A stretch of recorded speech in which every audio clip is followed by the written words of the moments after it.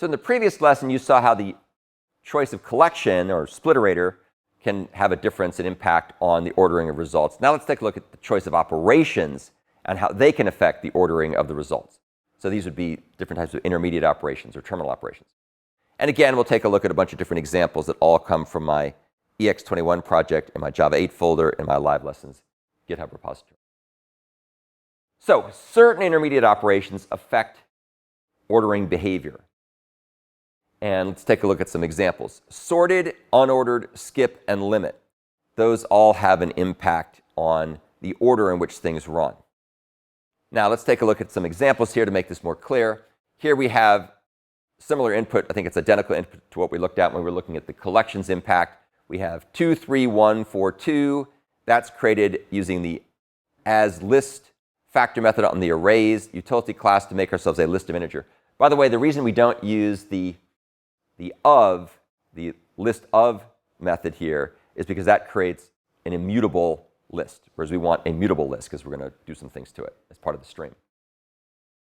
So here's an example that in parallel, using a parallel stream, we'll first remove duplicate elements from the stream, which is a stateful intermediate operation. That means all the elements have to be seen and processed before we can decide which ones are distinct. And I think under the hood it uses a set.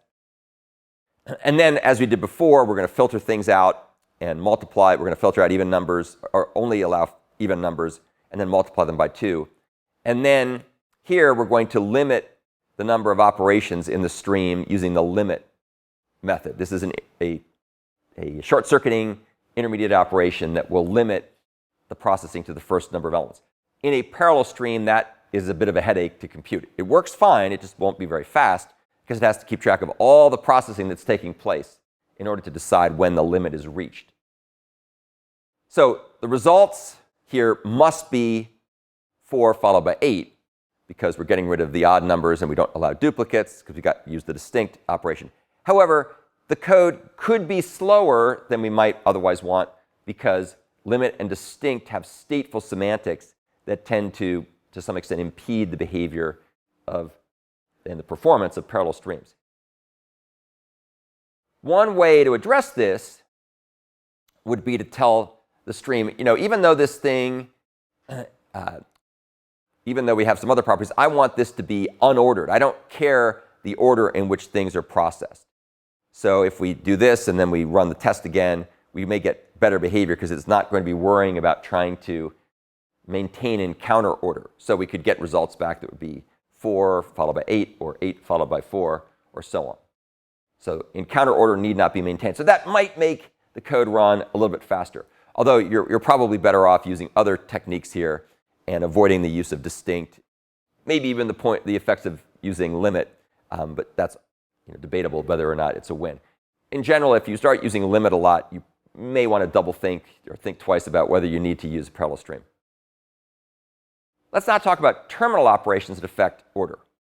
So certain terminal operations also affect the ordering behavior, just like intermediate operations we just looked at. The most obvious one is for each ordered. So what for each ordered does is it will obey in counter order.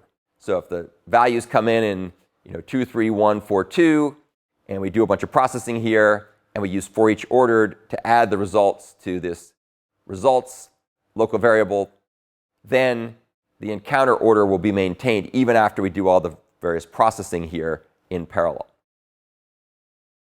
So note that this is an unsynchronized list, which normally would be a problem, except we're using for each ordered, and for each ordered will do 2 things. First of all, it'll keep from corrupting that list because it has a lock internally that it synchronizes on. And secondly, it also ensures that encounter order is obeyed with the results. However, it'll probably be slower than other approaches because that implicit synchronization in for each ordered is going to have a cost. So you're probably better off here using something like collect rather than doing things with for each ordered in this case. So, by the way, if you made the mistake of using for each here instead of for each ordered, then you will probably end up, well, it may be faster, maybe, because for each is not synchronized. However, then you have to make sure that you use some kind of collection that can have parallel inserts into it. In this case, we're using concurrent linked queue.